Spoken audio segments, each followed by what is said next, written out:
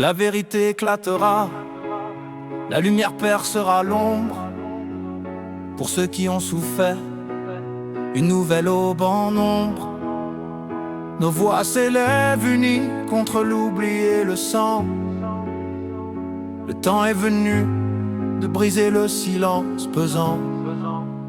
Les criminels qui ont pillé et massacré notre peuple seront dépouillés de l'arme du génocide. Sans trêve, nous utiliserons un document, une simple mise au point pour démasquer leurs mensonges, faire éclater le point. Frères et sœurs, levons-nous, levez-vous et combattons pour notre héritage sacré, pour nos droits nous nous battons, pour nos descendants un futur sans haine ni affront. L'unité, notre force, notre plus grand pro. Regarde l'amnistie, l'ONU trahit la justice, accorder la grâce aux assassins. Quelle infamie, quelle vie. Ils ont écrit à Abiyarimana, demandant le coup d'état, renverser le gouvernement, assassiner sans état d'âme. Hélas, hélas, hélas. Regarde la lettre à l'ONU, les Tutsis disparus, disent-ils. Plus besoin d'aide, un mensonge qui blesse et qui vrille. Les déclarations des assassins de leur soutien blanc, fondés sur la haine, la discrimination, des discours violents. Entre Hutus et Tutsis, ils ont semé la discorde, transformant des frères en ennemis par leur triste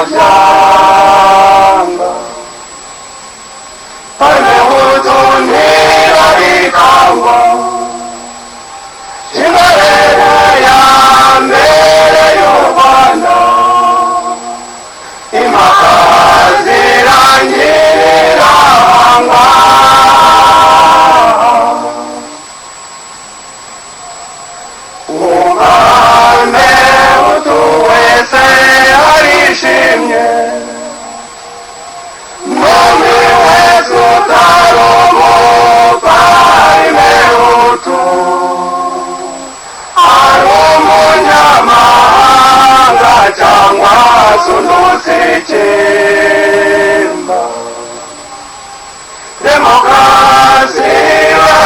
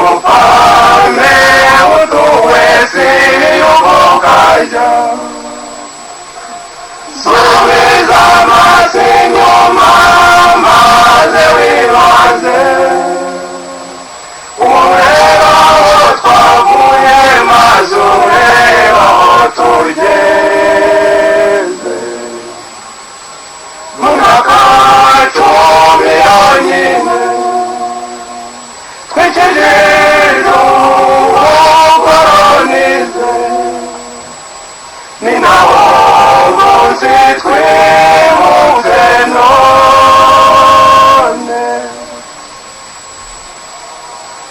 mupange mutushyira mu gaciro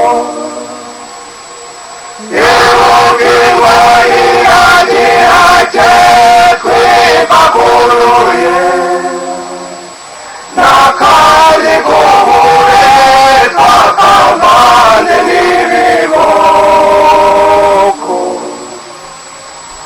ibyo byose ntaho bikira byajyanye n'aba nyirabyo nimucyo twese hamwe twiruhutse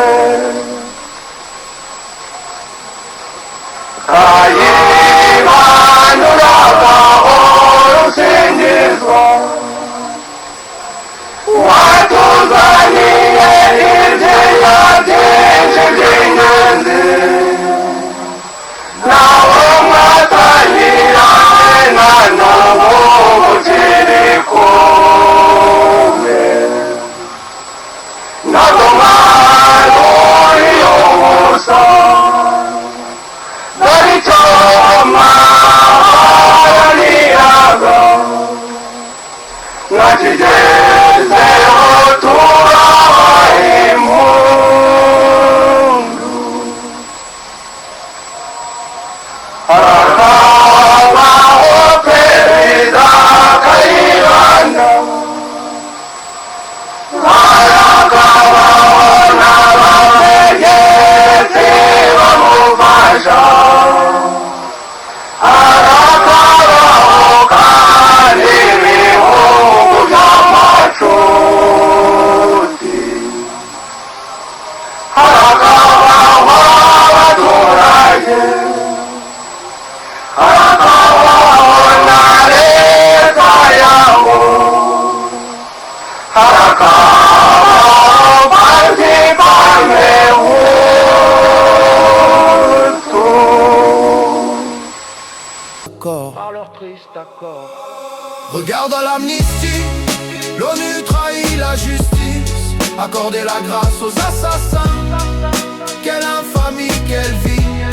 Ils ont écrit à Abiyarimana, demandant le coup d'état, renverser le gouvernement, assassiner sans état d'âme.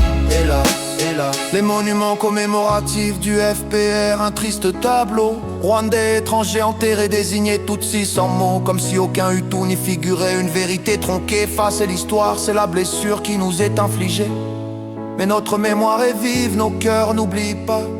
Nous reconstruirons plus fort pas à pas. Regarde l'amnistie, l'ONU trahit la justice, accorder la grâce aux assassins. Quelle infamie, quelle vie. Ils ont écrit à Abiyarimana, demandant le coup d'état, renverser le gouvernement, assassiner sans état d'âme. Hélas, hélas. La mise au point est notre arme, notre cri de liberté, pour que la justice triomphe pour l'éternité. Nous nous tiendrons debout, unis, jusqu'à la victoire. Contre l'oubli, pour la mémoire, écrivons notre histoire. ariko histoire yacu ni histoire yacu ntawayihindura uretse bamwe na bamwe bashaka kugenda bayikoresha mu nyungu za politike.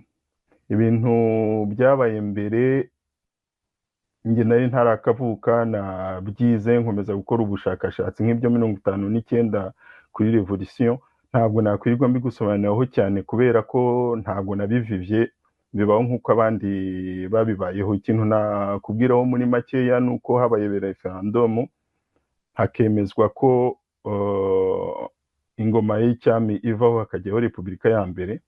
Nyuma hajyaho repubulika ya mbere ibaho ibanaho n'abaturage, nyuma hajyaho repubulika ya kabiri. Ntabwo nabyo nabigutindiraho kuko ntabwo ari sije y'intuza, byasaba ikiganiro kirekire, kandi kugira ngo mbigusobanurire icyo gihe ndumva nari mfite nk'imyaka 3, ntabwo nari mfite ubwenge buhagije.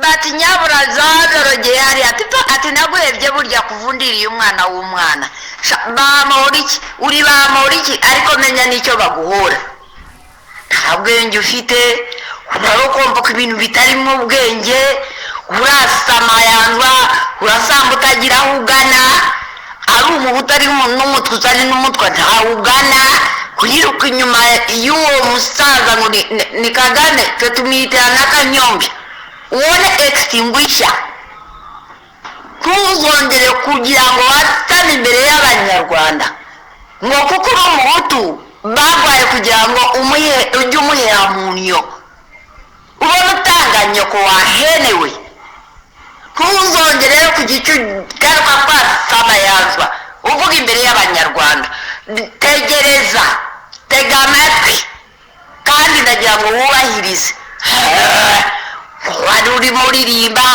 nyirimana bamwe bari bafite amazuru maremare abandi bari bameze batayibambe ariko abahutu muzaba nawe azapfa nk'akazi gabo kandi abahutu muzapfa nabi mudashobora kugira ngo mugire kuzirikana mugire urukundo ahubwo aho uri bubone uri buhutire isamaki babyita kugutana ibiki sinzi baga bagenzi banjye mwumvirize ibi bintu aho uwo muhutu kandi mutagabanya inda nini byemeze nk'akazi gawe muzapfa nabi muzapfa mwikubiza ku maba muzasasirwa uruhu rw'ingurube kuko nta n'urubayo ariko se bahutu mwakwikunze mukamenya igihugu cyanyu ariko gize imana ngo kwa Paul ngo uyizaho amahasotora akanaka mugahita mwiruka kandi murakina ku mutavu w'urupfu kera iyo wasama gutyo uvuga ubusa ari abahutu bapfuye n'abatutsi bapfuye abatwa rero ba nyir'ijabo disi bigira hirya wareba nkawe wasa mutyo abahutu bapfuye n'ibangaye ese kuki cyagiye washoboye kuvuga ngo nariroye nuko nsa ngo numva byose iriya competition mwajyagamo ngo numva nanjye ngo ndihebye ngo ntekereza ko najya hehe ngo ndavuga ngo yenda bansinze kumenya yuko mwe mukuye umugozi genda bavuga nk'akazi gabahubwo abahutu mukwiye kunigwa mugapfa mukanashira mugapfa mugashira kubera yuko buri ubonye icyo asakira ntatekereza undi ejo azaba ameze ati nawe wenda uhungire hehe nawe majanja yawe niyo ndoro yawe nk'uko nkurora hopeless bana na Kagame azakwegeka kandi azakwereka n'abo bana wabyazagarikira kuri abo hopeless kwe gutangira ugatanga abatutsi utanze nyoko utanze abahutu utanze abatwa ubwo nawe ukajya no kuri radiyo ukavuga nyakumvuga idahiwe urakaruhira igahini cyangwa uzarwara igituntu bakwereka icyo uzaba cyo ni ingagi ubwo uzi ngo uri kumwe na Kagame ayibambe bazabanza bagukata amabya bawukata ibitsinsino n'uwo mugore wawe uvuga narindi banisiga hariho leta yantumye ayibambe pu ndaguyebye kambaze murekera ko ngako